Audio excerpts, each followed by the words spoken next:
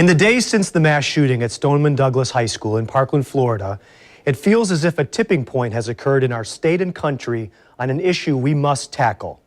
No matter your personal feelings on gun control, arming educators, or filling our hallways with officers, there's a common thread that we at the local station have determined is worth spending our airtime and efforts to discuss tonight.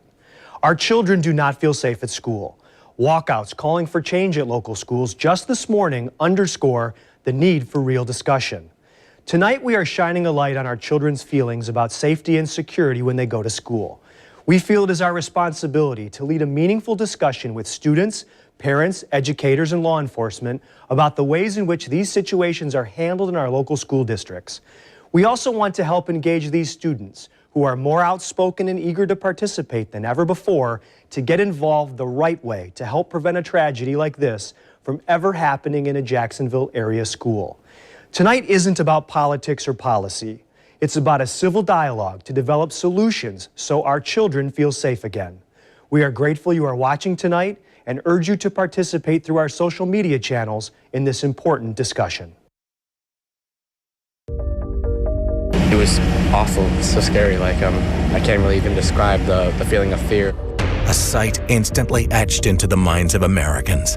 Students walking out of Marjory Stoneman Douglas High School with their hands up. Minutes after a teen opened fire, taking the lives of 17 of their classmates and teachers.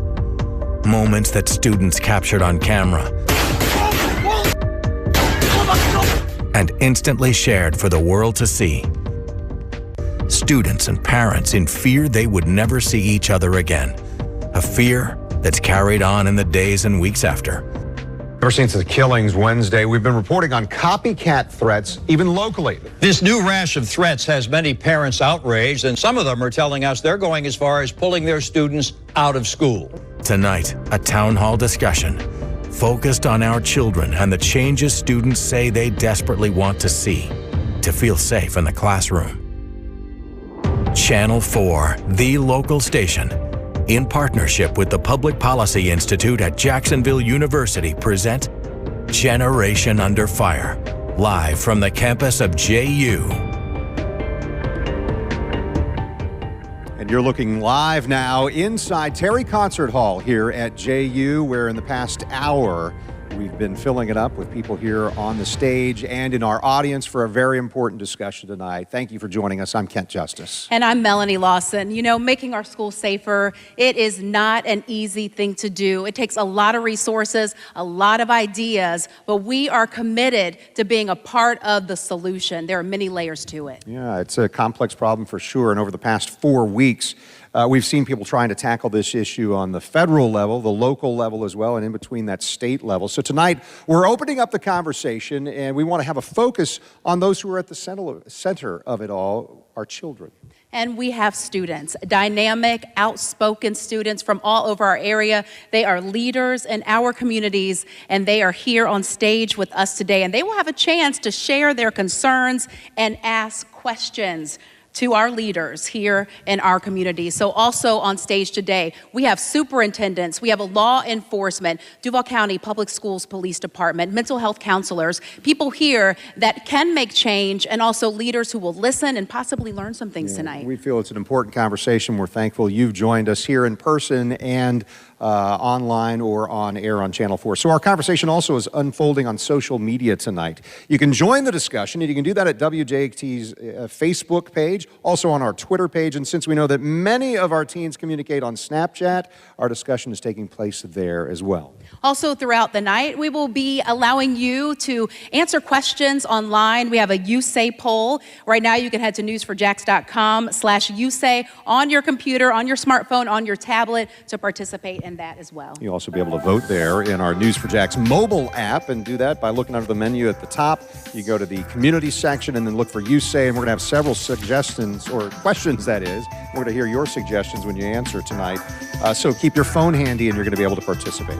So we're going to show you the questions on TV, by the way, and then show you the results when the voting is closed. But right now, We want to hear from our guests and we're going to do that in just a moment. First, though, just a look at really what brought us here tonight and why we're doing this. You know, Kent, students have been making their voices heard. They are relentless in what they want, and that's to be safe, and that change needs to happen in order for that to happen. They are sick of being scared and in a place that's supposed to be their safe haven. Across the country, thousands of students walked out of their schools and universities to call for change and honor the 17 people killed at Stoneman Douglas High School. In Parkland, students gathered on their school's football field, some wearing the school color of burgundy, others wearing orange shirts that said, "Never again." Locally, students joined them in solidarity. At River City Science Academy on the south side, they lined up outside, carrying signs in support of the victims and against school violence. In St. Johns County, students at Valley Ridge Academy gathered outside and sat on the ground. One student said it's an effort to remember those lost. A memorial to the Parkland victims now sits at Atlantic Coast High School. The school's Club Activate planted 17 flowers and a bench in honor of the students lost. This photo from Mandarin High School with the caption, "What Jacksonville's School Day Looks Like," shows students gathering in the courtyard, listening to their peers during the walkout. We want change! We want change! And in Washington, D.C., students gathered outside the White House and marched to the Capitol. They have the nation's ear. It started almost immediately after the shooting. Students were stunned that a gunman walked into a high school and in just 6 minutes took 17 lives. Things have to change. This is the only generation to know this kind of pain, so something has to be done about this because this is unacceptable. Florida students took their concerns to Tallahassee and watched the legislative process, which for some was a huge disappointment. Some of them have been really great. Some of them have walked out while we're in the middle of speaking to them, and it is so disrespectful. But the fight continued, and while change didn't come immediately, it was closer than most people ever thought. Today, I'm calling for a mandatory law enforcement officer in every public school. Just 3 weeks after the February 14th massacre, surrounded by the parents of Broward County teenagers killed, Governor Scott made it official, signing into law new requirements that raise the age from 18 to 21 and impose a 3-day waiting period for the purchase of rifles and other long guns. It outlaws bump stocks, lets local sheriff's departments establish a guardian program to allow school personnel to voluntarily carry guns on the job. It addresses mental health. $400 million to implement the plan, including $98 million to improve the physical security of school buildings. All efforts to help make students feel safe. Duval County Public Schools works with the health department to poll students on how safe they really feel. The last assessment was in 2015, well before the Parkland shooting. But even then, 1 in 9 students said they were threatened or injured with a weapon on school property. 12% said they missed school because they didn't feel safe. You know, students all over the country are learning that their voice has power, and we have them here in the room today. And just to get an idea, how many of you all do feel safe Monday through Friday when you walk through those doors? Can you raise your hand, give me a feel? Not one hand is raised right now, and that's why we're here. So I want to bring you into the conversation. If you could stand, please. Tell me who you are, what district you're from, and your feelings on safety behind those school walls. My name is Gregory Hill. I'm a senior at John Ribault Senior High School in Duval County. Since Parkland, I've been questioning my safety at school every day. That's not a feeling I'm comfortable with. It's not a feeling I'm a senior, so I'm going to be out of here soon.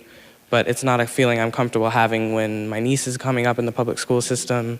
So it's something that I hope we can make progress on because, you know, for the generation coming up, for the generation that's here now, for my peers here on the stage, it's a concern that we do face. It's an anxiety that we have every day. So the more progress we make, the better, especially the sooner. And Ken, I mean, you're seeing that not one student, very surprising here tonight, raised their hand. Yeah, and I'll tell you what, we've got students from across Northeast Florida here. If you would stand up, sir. I understand you're in St. Johns County. Say your name and which school you're at. I'm Ian Deal, and I attend Ponte Vedra High School. I'm a senior. All right, a senior as well. Tell me how you feel. We heard some of that. Why are we here today? Do you feel safe?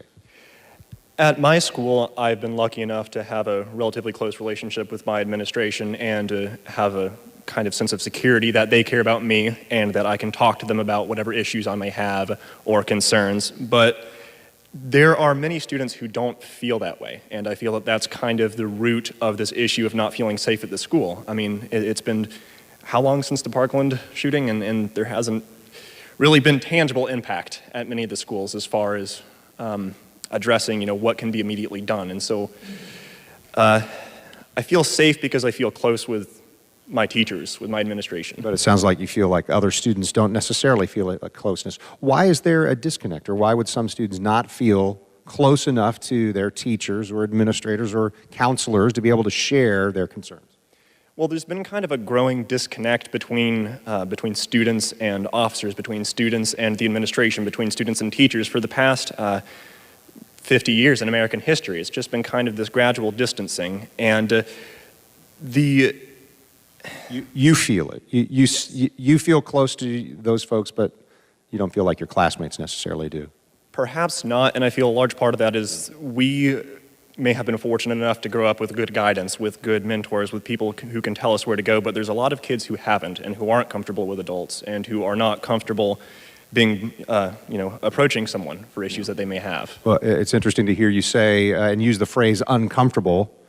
That's akin to that phrase of, am I afraid or scared? Right, and I'd like you to stand if you could, please, because I know for you, you thought it was important to kind of talk about the mental health side of this and being able to discuss with your teachers and your counselors about the problems and concerns that you have within the walls of the school. Yeah, I don't really feel safe in my school because the threats that we have had recently, like the copycat threats at not only my school but other schools in Duval County, there aren't really real consequences for that.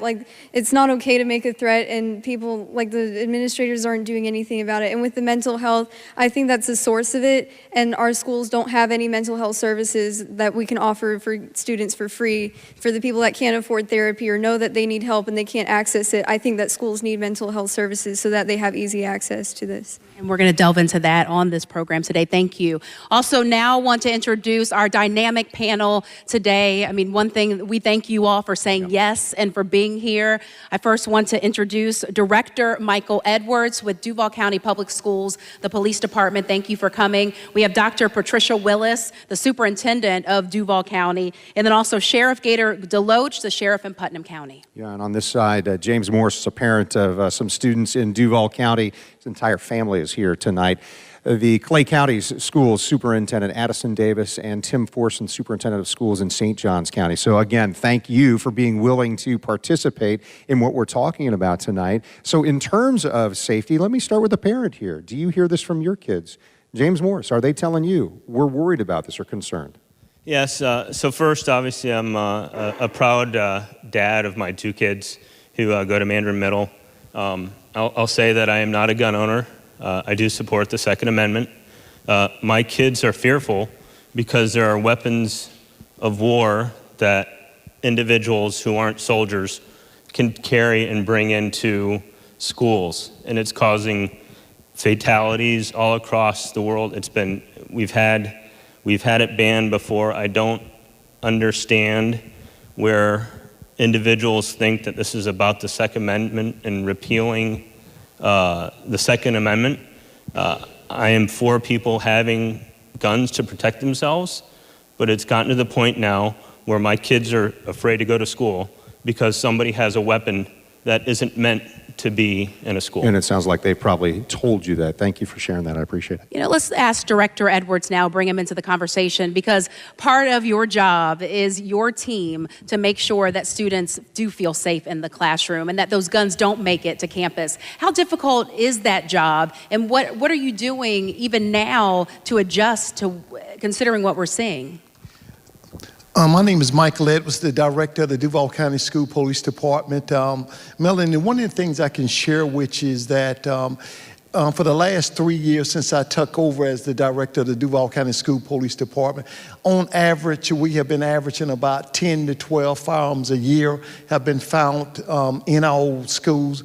But one of the positive things is that 90% of those tips actually came from students. Students reached out to adults or either reached out to my school resource officer, and they brought that information to our attention, and we was immediately able to step in and remove that weapon from the school. And I think one of the things that from a law enforcement standpoint, those officers in the school, it's very important that we develop relationships with those students, let them know that we are here to help them. If they see anything, that don't be hesitant to tell us. And when they tell us, we will act, we will investigate that. And as a result of that, we have been very fortunate here in Duval County to not have a situation like down in Broward County Sheriff Office. But again, it starts with us developing relationships with our students, relationships with the teachers, as well as the administrators, so that they feel comfortable sharing information with us. Well, and I know our student here from Ponte Vedra High School mentioned relationship was important to him, feeling safe with some of the administrators. Dr. Willis, how do you feel about that? And how do you develop what the director is talking about, the relationship that gains enough trust? A young person like these folks sitting right here with us tonight can say, hey, I'm concerned about this element or this student might be a threat. Thank you, Ken. So I agree. There is a quote that says, no significant learning happens without significant relationships. And students have to feel like that if this is home away from home, there should be someone in this building who is an adult that I can trust, who I can speak with, and if I have concerns, I know I can bring them to them, and that there will be some results behind it, something will happen. Building close relationships is what makes the difference for our students in our schools, so I think it's absolutely key. Let me ask some of the students, and feel free to stand up if you want to address this. Hearing this, that there have only been 10 guns found, or weapons, we should say, in the schools, and that it's an open door policy, see something, say something. Do you feel that in the schools? Because perception is reality, isn't it? Does anyone want to talk about that? Whether or not you do feel that every day in the classroom, or what could be done to better make you all feel safe if it really is a safe environment? Well, I think maybe that is the question. Why don't you stand up for me? Is it weapons that make you feel unsafe? Tell me your name, which school you're at. I'm Lucas, and I go to Atlantic Coast High School. And the availability of weapons is what makes me feel fearful. Now, I will make a comment in terms of the availability of students who actually talk about things, in terms of commentary on what goes down. I think snitch culture, and let me just define snitch culture, you know, the stigma against talking about what they see. That has gone down tremendously since things like Sandy Hook, since things like Parkland, because we truly recognize that we as students, we're often the only ones who actually know about these things. And because of that, we're much more willing to vocalize that. So to be clear, you're saying you don't care if somebody calls you a snitch. You're more concerned about making sure the important information is relayed, or is that not what you're saying? Oh, you know it. Like, I mean... I do now, that's for sure. Yes, sir. Thank you very much. Hey, you're welcome. You know, Addison, let's bring you in, Superintendent in Clay County. As far as that snitch culture, you know, there are people who won't tell on their friend, and even though they know something's happening, but, you know, hearing Lucas's opinion here, it seems like students are more willing to speak out. What's there? What's in place to help them feel comfortable in speaking out? Well, the biggest thing is, and for every educator, and especially in Clay County, and for every superintendent that speaks here, safety is our greatest priority. We are working day by day to make sure that we gain access to our students, where they have a feeling of comfort, where they can really know how to interact with self, how to interact with others, how to be able to build relationships, how to take pride and ownership in their school. And I think as we transition to have a better feel where kids have to understand that the school is a place where that we can continue to support them, and that we continue to provide active training to students where they can let their hair down and be open and honest, we'll have a better opportunity to learn and listen to our students about what's actually happening, not only within our schools, but within our community. But I would say openly, this doesn't just start at the school. This is a 360 accountability approach where we have to involve parents, We have to involve caregivers. We have to have professional development. We have to engage business partners, community partners, because it has to be a collective force for us to really create a culture that signifies safety and respect within our schools and outside of our community. Mr. Forson, creating a culture, that's certainly something that St. Johns County, as you and I have talked over the years, has, but it takes time to develop. How has that happened, and do you feel like there's still more development of that kind of culture that Mr. Davis is talking about that can be done there? Well, I think we have to understand that that's ongoing all of the time, and so you don't ever reach a place in culture that you have exactly what you want. And one of the things to understand with a school is there are new students every year. In St. John's and Clay and many others. Either you have growth and you have new families and new students who enter into that community, or you have mobility within the community itself where students go from one school to another. So I think, as was shared, looking back at the points that were made by our students, I think that's right on target, in that mental health is an important element of that. But it does take responsibility of everyone. We hear the phrase being an active bystander or a passive bystander, and you really have to be active. You have to feel the responsibility for each other. And I know that all of us do that in our own systems, is that not only am I responsible for me, but I'm responsible for Ian. I'm responsible for the other ladies from Creekside High School. So I know that we have that shared responsibility for each other. And that is a culture build that has to happen and has to be in place. We are in a society today where many times people put their head down and concern themselves only about themselves. We got to get our heads up and work harder to support each other. And is that part of the change that has to happen? Because it can be easy to say, well, I don't want to get involved because I might be at risk there. I'm just going to mind my own business.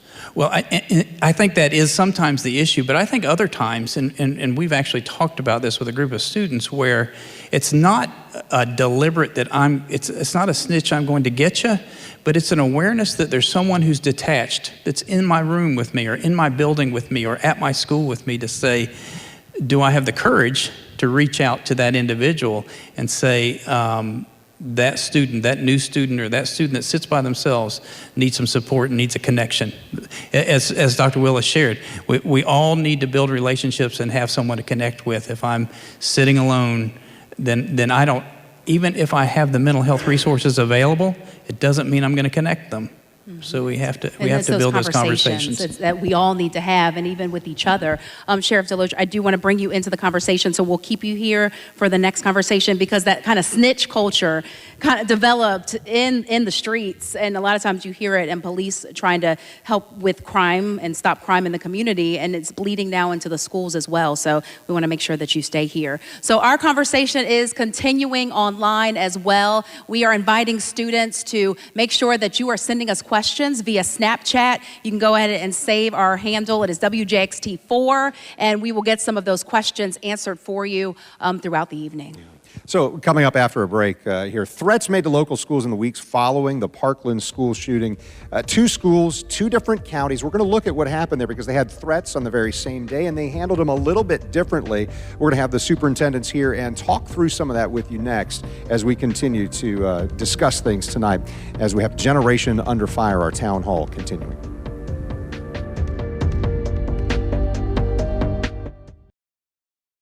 Welcome back to tonight's town hall.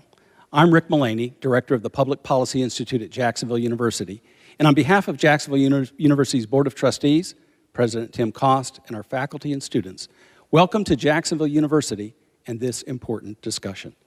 This discussion is a part of a national conversation, a conversation that is taking place in Washington and in states across the country.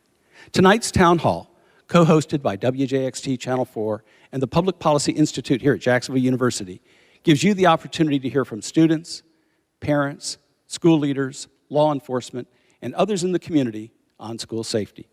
At the Public Policy Institute, we believe this discussion matters. We also believe there's no greater priority than the safety of our students at school. On behalf of Jacksonville University, we'd like to thank all of those who are participating tonight, Channel 4 for televising and conducting this important conversation, and all of you for watching. Welcome to Jacksonville University. And now I'd like to go back to Melanie Lawson for tonight's town hall. Thank you, Rick.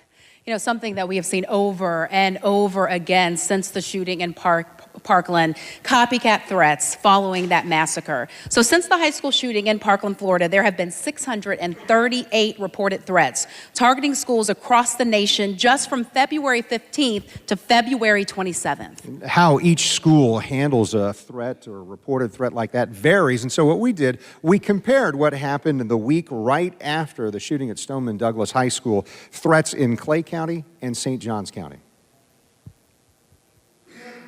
The week following the massacre in Parkland, we saw scenes like this one at Oakleaf High School in Clay County. Empty parking spaces, as students said they weren't taking chances with rumored or reported threats to their schools. How do local districts handle threats? We compared the situation at Oakleaf with what happened at Creekside High School in St. Johns County. They happened the same day, but with different circumstances and different responses. Wednesday, February 21st, at 7:15 in the morning, a parent reported a social media threat to Oakleaf High School. Within 5 minutes, the school resource officer was informed, and within 30 minutes, the district superintendent was informed. 2 minutes after that, the superintendent contacted the Clay County Sheriff's Office. Just before 8 a.m., the superintendent has the Public Information Office working on a communication plan for their Parent Link system. That's the automated call to parents. I appreciate your patience and understanding as we work through the situations like this. Know that this type of behavior will be addressed with zero tolerance. That robocall went out at 11 a.m. discussing the social media threat received. By 12:30, the superintendent and sheriff are working on having extra law enforcement at the school. The following day, at 4:24, the principal provides a second social media threat to supervisors. They connect with the sheriff's office again. By 7 p.m., the principal sends an update on the threat using another automated call. Just after 1 in the morning Friday, the sheriff's office tells Clay School's superintendent Addison Davis the suspect has been identified and arrested. When the school day starts at 7, staff works to get that message out, and at 8:30 a.m., Superintendent Davis sends another robocall to Oakleaf families telling them about the arrest. So in 49 hours, 3 social media threats are communicated to law enforcement and to parents, and 1 suspect is arrested. All of that communicated to the Oakleaf community through 3 Parent Link phone calls. It needs to be a clear message that you can't make a threat on the school. In contrast, what happened across the region in St. Johns County. Students at Creekside High School reported rumors of an alleged social media post by a student. The rumors started at 9:30 in the morning, February 21st, and the reporting lasted a couple hours. No evidence of that post was provided. By 1:30 that afternoon, St. Johns County deputies went to the student's home, conducting an assessment and finding nothing they consider evidence. A little more than an hour later, the deputies have left, believing the student may have been the victim of a lie on the internet blasted on social media. Less than an hour after deputies left the student, the school principal sent an email explaining the rumor and the outcome of the investigation. Creekside Principal Steve McCormick sent an email at 3:37 p.m. saying, "We have worked diligently with law enforcement investigating. There is no threat to our school." School staff stayed to work the front office phones until 6:15 that night. The district spokesperson says that they wanted to make sure any parents calling in once they saw the email could speak to a person, not just get a recording. So we have 3 young ladies from Creekside High School who were there that day, remember it very clearly. Cara, tell me, what were you thinking? Did you think that maybe this was a hoax, or were you scared that this was real? I mean, that day we were all very scared, and the majority of school actually missed school that day because of how scared we were about the shooting after Parkland. And I'm just wondering, what can the superintendent do to reinforce the idea of safety? Because so many students missed school that day, it of course caused kind of chaos because of how much missing work there was. And what can you do to reinforce the idea of safety so that students will come back to school and we will feel safe at school? We have the superintendent here tonight, Tim Forson, who can directly answer that question. I would like to, because I think one of the key factors was at the very beginning of the newscast was a rumor through social media. And as we know, social media is a path by which a lot of communication goes out. A lot of it is founded and maybe factual. A great deal of it is chat and casual conversation. One of the immediate things you know is that you look to see what is the source or what is the target of that particular statement or rumor. In that situation, the student themselves was not even in attendance at the school at that particular time. So it allowed us the time to follow up. In fact, after the research and after the work in social media, there was no origin to that particular threat that we could identify. Now, the fact of the matter is, on a different day in a different set of circumstances, you might have found St. Johns County's actions to be similar to Clay's actions if, in fact, there was clear identification of who made the threat and how that threat was carried out. So I think one of the things, and I know each of us, both in law enforcement and school systems, look, you have to treat each one individually. You have to look at it as an individual set of circumstances. And in some cases, being careful not to actually feed the rumor or feed the conversation if it's misled to a great degree. Yeah. I do want to point out that we've added a couple of voices to our panel here, including Clay County Sheriff Daryl Daniels. Thank you for being here. Part of that story as well, what was going on in the Oakleaf community that day. Those threats you found were founded, and you dealt with them, right? Sure did. You know, we deal with these situations. We take each one case by case, and each one we take seriously. And I'd like to add something to this narrative. Most bad guys don't advertise that they're getting ready to do something. So it sends up a red flag when somebody says, I'm going to go do X, or I'm getting ready to go do Y. You say a red flag, you mean you don't believe them? We believe it. We believe it. We take it seriously. But just for folks, lay folks, a robber doesn't go rob the bank and say, before I go rob the bank, I'm going to let everybody outside know, hey, I'm getting ready to go rob the bank tomorrow at 11:45. Or a person who does some heinous crime doesn't advertise that and say the day before, let me let everybody know, like a newspaper ad, I'm getting ready to go commit this crime. They just go commit the crime. Now, from law enforcement's perspective and the superintendent of schools' perspective in Clay County, we take each one of those threats seriously, and we follow it back to its origin, if at all possible. In these cases, we used our cybercrimes unit, and we're able to identify suspects, and they had violated the law. And from my end, I'm a law enforcement officer, and my folks are enforcers of the law. We don't make the law, but we surely enforce it. I would like you three to stand up for me, because you're looking at 3 Creekside students who said that they were so scared that they would not go to school that day. And I can bring in Sheriff Deloach in this conversation as well. But I guess my question is, you may know that, and you may have had that information, but these students didn't have that information, and they missed school because of that. And now you have Kara here who is concerned about the work that she's missed. So how could that have better been communicated to her so that she would have felt comfortable enough to come to school instead of missing a day of school? Thank you. No, and certainly we understand that. I think that as our sheriff explained, it is having to work through the origin and know the validity of what was shared and what was said, and that's what we're doing each and every time. St. Johns County does the same thing. We work through our cyber units at the sheriff's office. They provide us the background information. In fact, I want to say in a week previous, Superintendent Davis and I had a conversation late on a Friday evening for a threat that was a communication through email that turned out to be not even from Northeast Florida. I think the origins of that threat. So you have to work through that in a slow process. And I think one of the concerns is there is a victim. In that particular circumstance, there was a victim. So we want to be careful about the aggressiveness by which we act when a student is being accused of something that in fact was not their doing. And so I think time, as difficult as that is, we want to be right rather than fast in that kind of circumstance. Yeah. So the other 2 voices that we have here, Putnam County Superintendent of Schools, Rick Surrency, is with us. Thank you, sir. This is Sheriff Deloach from Putnam County as well. How do you guys work together in a situation like that, where you've got a threat, where you want to make sure you're communicating to your students, we got this under control?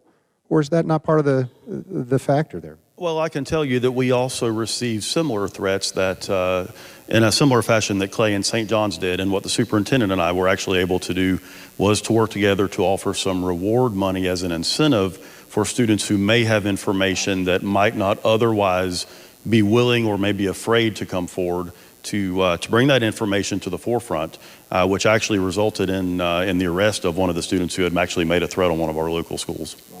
So students, would that make a difference to you? As we talked, it wouldn't, because you said you're gonna pipe up with information. Would that make a difference to you if you knew law enforcement was saying, hey, we'll provide an incentive, tell us what you know, so we can get anybody who's accused of doing bad off the street there?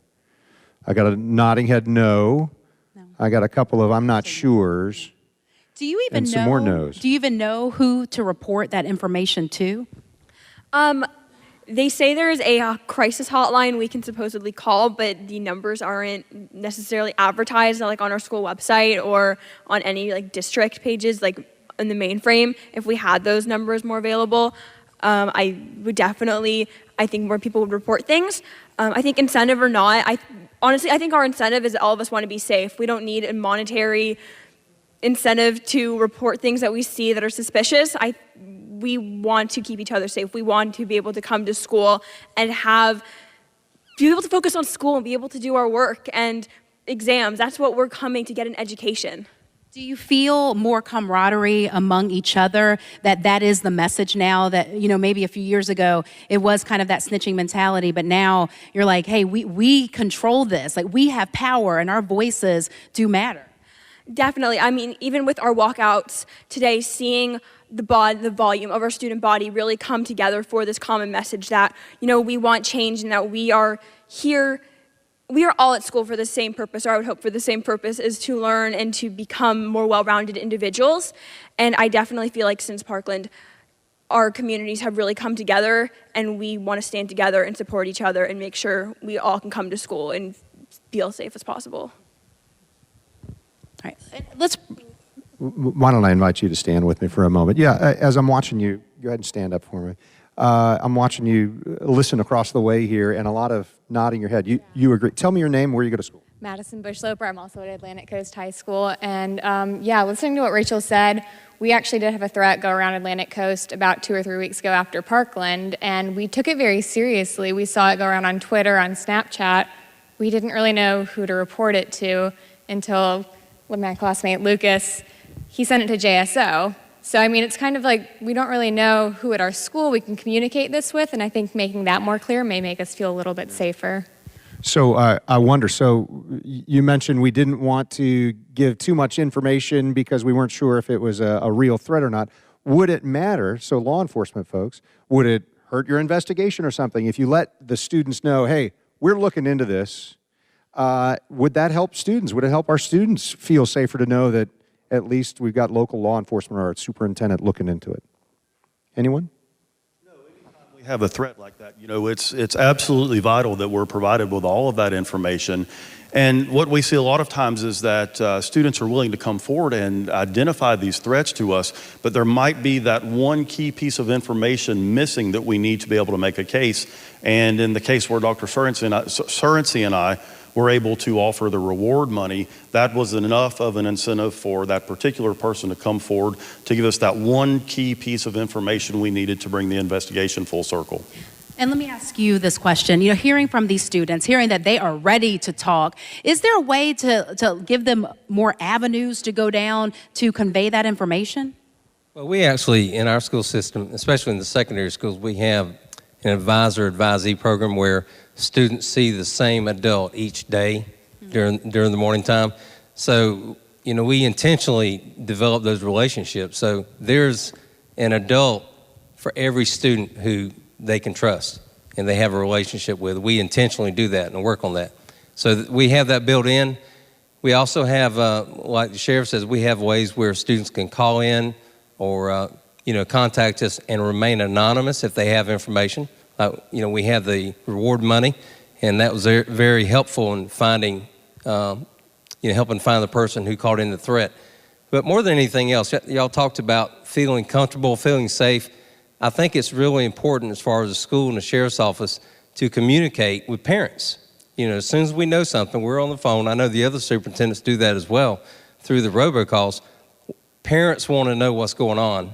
You know, we can't tell them everything, but we have to reassure them. If you send your kids to school, we are there. We're going to have extra law enforcement. We want school to be as normal as possible. Yeah. Parents, would you agree with that? I'm over here, I'm a parent, I'm saying, yes, I agree. I want to know as soon as possible. Tell you what, don't go anywhere. We want to remind you that if you can join us here, couldn't join us here at Terry Concert Hall at Jacksonville University, you can still participate in our conversation. You can do that through social media. You join us on Channel 4, on our accounts on Facebook, on Twitter, on Snapchat, as we continue to discuss how to keep our kids safe at our schools. And coming up, a lot of us were shaking our heads at all of the signs that were there that Nikolas Cruz was dangerous down in Parkland, those missed signs that maybe if someone had just listened, this may not have happened. So we're going to take a look at that, and also different ways that we can all collaborate better to make sure that there is a way for you students to speak out, and also that those tips that you're given are heard. We'll be right back after the break.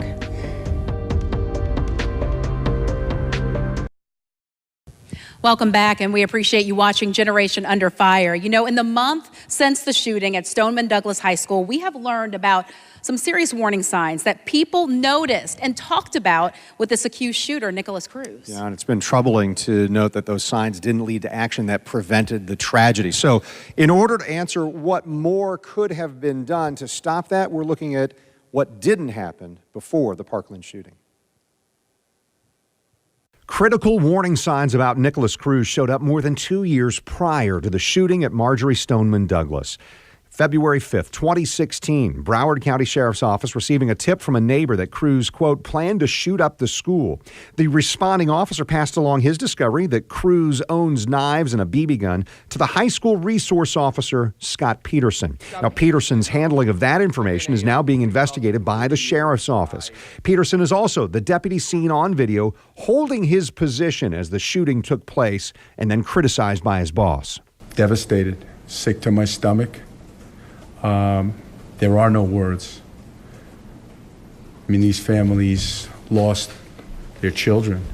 We lost coaches. A potential lost opportunity for law enforcement. September 28th, 2016, another student informs that same school resource officer that Cruz may have drank gasoline and was cutting himself. The student also reports Cruz wants to buy a gun. That gets reported to Florida Department of Children and Families, but nothing is done beyond a determination that Cruz gets enough support from his school and outpatient care from a behavioral health facility in Broward County. About a year later, in September 2017, a blogger in Mississippi reports a YouTube comment from someone named Nikolas Cruz and reports that to the FBI. The comment said, "I'm going to be a professional school shooter." November 1st, 2017 brings a tip from a family member. A cousin of Linda Cruz, Nikolas's mother, informs the sheriff's office that Cruz has died and that her son has rifles. Catherine Blaine wants deputies to recover those rifles, but someone identified as a close family friend agrees to take them. At the end of November, a strange domestic situation comes to life when a woman in the family who took in the orphaned Cruz says her son got into a fight with Cruz, that Cruz left to get a gun and come back. Eventually, no one's arrested. Nothing violent happens, and Cruz explains he was upset because a photo of his mother had been lost. 3 days later, November 30th, someone from Massachusetts calls Broward County to report Cruz as, quote, a school shooter in the making. That caller says Cruz is now living in Lake Worth, and the Broward deputy tells the caller, contact the Palm Beach County Sheriff's Office. January 5th of this year, someone close to Cruz contacts the FBI tip line. Their concerns include his possession of guns, erratic behavior, a desire to kill people, disturbing social media posts, and the potential he would carry out a school shooting. After the Parkland massacre, the FBI director apologized, saying, "We deeply regret the additional pain this causes all those affected by this horrific tragedy." And from that story, you hear there were a lot of calls made to many different agencies and a lot of missed signs. I want to invite you into the conversation, Greg, because, you went to Tallahassee, you were lobbying for some change, and you heard something about a tip line, something that made you hopeful that there was a way to communicate those tips. Right. So me and a couple of the other panelists today, Jasmine, Lucas, Jessica, Rachel, went to Tallahassee, like you said, and there was one measure that was discussed concerning a mobile app, from what I understood, in this Marjory Stoneman Douglas High School Public Safety Act that was just signed into law. So I was excited about the fact that as the senators were describing it, that they said that this app would be available to all members of the community, students, faculty, families. So it would kind of provide that anonymous reporting platform that a lot of us hope for. And would that work? Because we know that's the way you all communicate. It's through social media. It's on your phone. You don't ever put it down. So do you think that that would be part of a solution to get you to communicate those steps? I do feel like it would be a really effective tool for everyone in the community. It may not be perfect, especially as it's getting started, but as the technology improves, I really think it could help save lives. Okay, great, thank you. So I want to bring Wiley Hodge into this conversation because one thing I think that we uncovered when we were asking questions and kind of digging about what is available to students is Crime Stoppers has a tool. It is a student tip line that offers rewards when tips are called in. It is anonymous, it's federally funded, but a lot of people don't know about it. Why is that? Really, I'm not sure. It's on TV, it's on the media all the time, it's talked about, and you can see it on every news station and channel. But, you know, what the little known one is, what concerns me is that we do have a student Crime Stopper program. We've had it for some 6 years now. You know, I've heard some talk this evening about the use of the word snitch. Also, people not knowing what number to call. If I can just briefly give you a little synopsis of the Crime Stoppers. It's a nationwide program. It's been around 40 years. It's tried and proven. We have the program here, of course, and our program here covers 6 counties. The heart of the Crime Stoppers program, whether it's here or anywhere in the United States, is the anonymity and the pay. If you're calling a tip, your tip results in arrest, we pay upon arrest. We pay the rewards. And, you know, when we talk about the snitch situation, if we guarantee 100% anonymity for anything that you call in, we don't know who you are, we won't even take the information who you are, all you are ever given is a code number. That's all you'll ever be known by. You never have to go to court, you never have to do anything except give us the information. So, there is no snitch factor. The only way there could be a snitch factor is if the person that called the tip in tells someone that they call. That I can't control. We can control our end, which is 100% anonymous. You know, the program, like I said, has been very, very successful. You know, we've had some areas in getting into school. We've had some difficulties, to be honest with you, getting into schools and getting our program to take off into the schools. But there's a vast majority, or not majority, there's a vast knowledge bank in the school system. The students that are in the school, whether they're part of what is the bad students or whether they're the A+ students, it really doesn't matter. They hear what's going on. They know what's going on. We need the information to come in. You talked about the number and the way that you could call. You can call 1-866-845-TIPS. You see that one on TV all the time. You can also go to the internet, www.fccrimestoppers.com. That also is 100% guaranteed anonymity. And you can also go to your phone.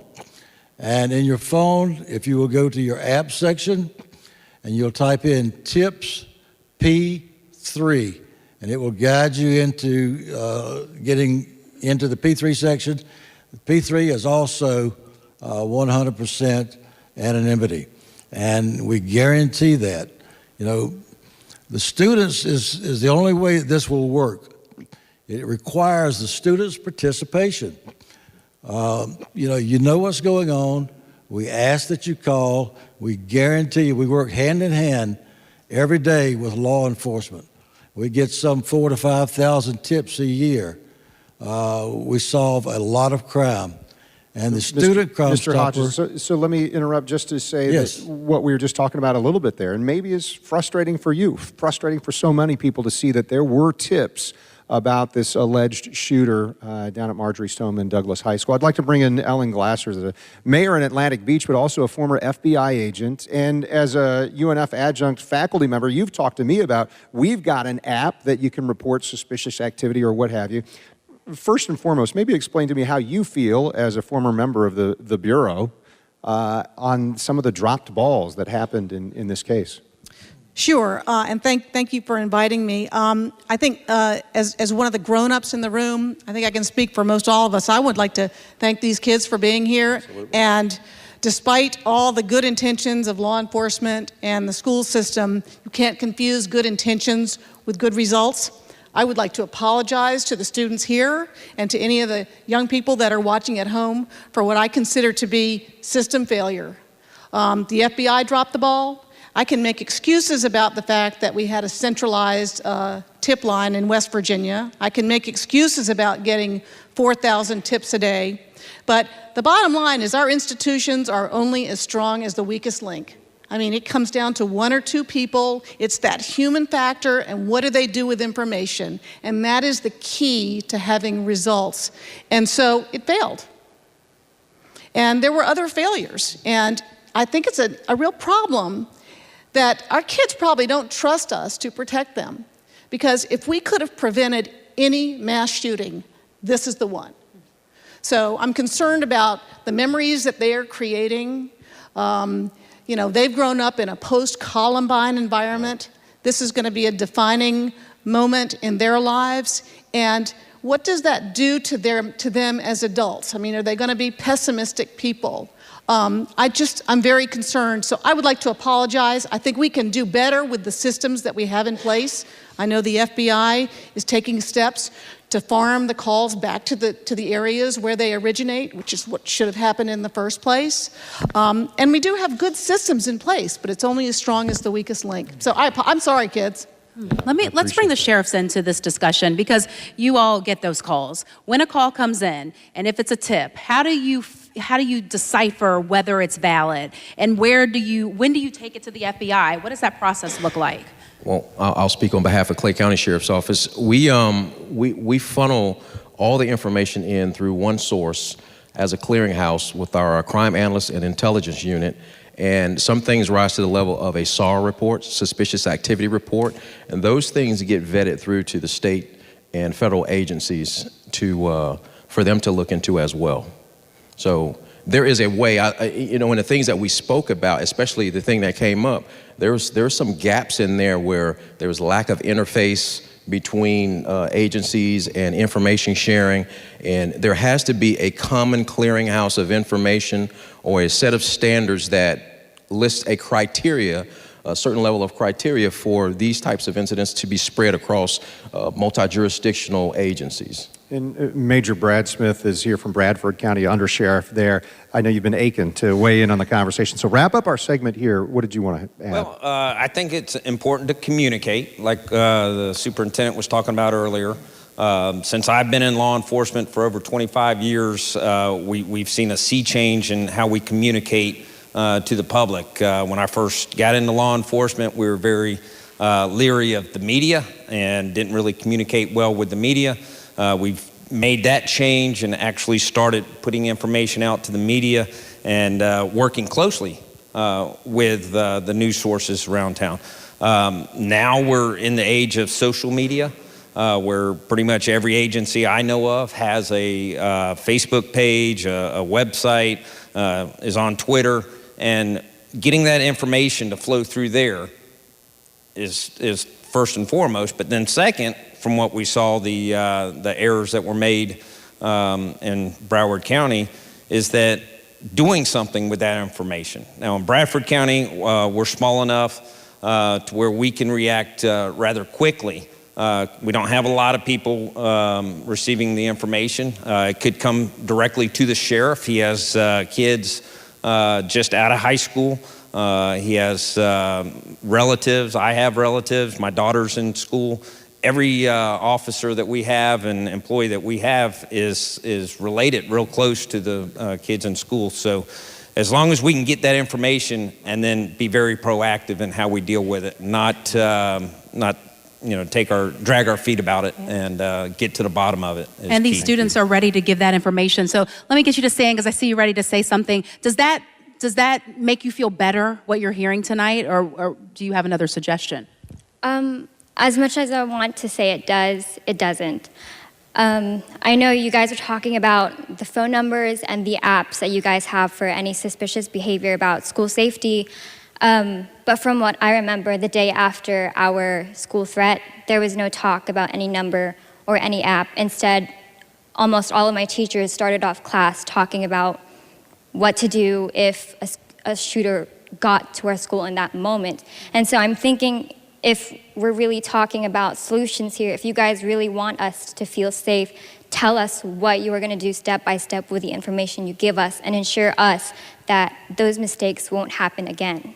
And what county are you in? Duval County, I go to Atlantic Coast. So you feel like some steps were missed. Instead of thinking about what we do if someone comes in with a gun, you want to know beforehand what you should do to report that gun. Yes, and I want to know, who do you call when we give you this information? How long? What does it do? And we just need some reassurance, because I think at this point, after all of these lives have been lost, I think all of us are kind of just, for lack of better language, fed up. I think, and teachers as well. I think people pay so much more attention to students, but teachers also face this fear. And again, with what you guys were talking about earlier in the segment, how camaraderie has not broadened, I think your argument was, but in my school it kind of has. Teachers have actually, when I said that the day after the school shooting, they started off the class. I don't know if they were mandated to, I don't know if the principal told them to, but they started off, and some of them had the whole half of the class talking about just what to do, and teachers are scared too. And so I think sadly, we share this bond of fear. And so if you guys want us to feel safe, tell us what you're going to do with that information. Dr. Willis, I'd like to invite you just to respond directly to her. She's one of your students, and I know your heart is to make sure that she hears your answer. Absolutely. And so immediately after all of this happened, we began to review the protocols and procedures that we have in place. I went in front of our principals as well, talk to them about what do we have as our school safety plans, who are our staff on board who actually knows what their roles and responsibilities are. Make sure we review all of that. What I found out as well, and these students, some of these students who are back here are students who I also got on the bus with them, and we spoke in front of the Senate. I stood there with Student Hill in front of the Senate and listened to amendment after amendment be voted down as we were trying to do that. But we made sure that we work with our teachers, work with our staff to talk about if we didn't know what to do, we need to know what we do. If we have safety plans in place, then what are those plans and how do we execute those plans? Those have been reviewed with our district. When we talk about, so who do we call? I've received emails from students where there have been threats, and immediately I get onto the phone to our police department. I've already met with Sheriff Williams. I've already met with the mayor. We've already been present together as a one voice, because we know that students, frankly, have lost their innocence, and it's because of adults, because we have to make sure that we protect our children. It's why I made sure I spent the whole day with them heading to Tallahassee. But then we also found out that, so how do we call? I work with our communications department so that we would make sure we put in place.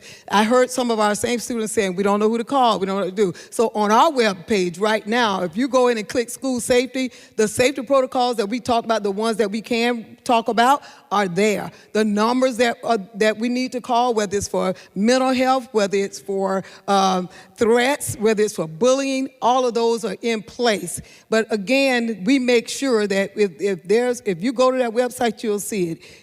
It's a school community. It really is a community. And I'm reminded of the Neighborhood Watch.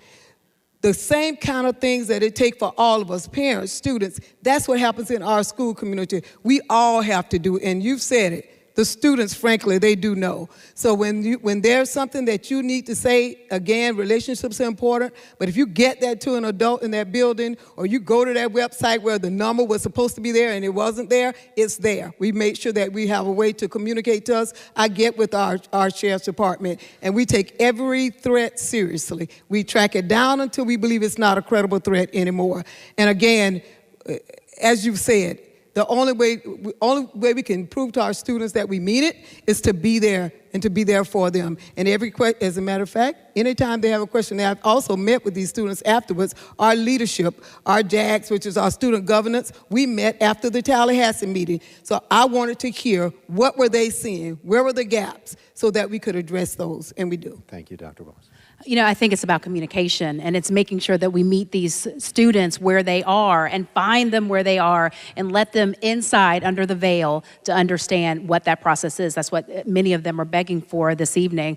So we want to know that we are communicating with you all through many different platforms tonight. Snapchat is one of them. So if you go to WJXT4 and you join this conversation, and we'll continue to post these questions and get those questions answered. So still ahead, something many of you are talking about and concerned about. We're addressing the growing rate of mental health problems in America, how more young people are dealing with depression, and does finding a solution play a role in protecting our schools? Stay with us.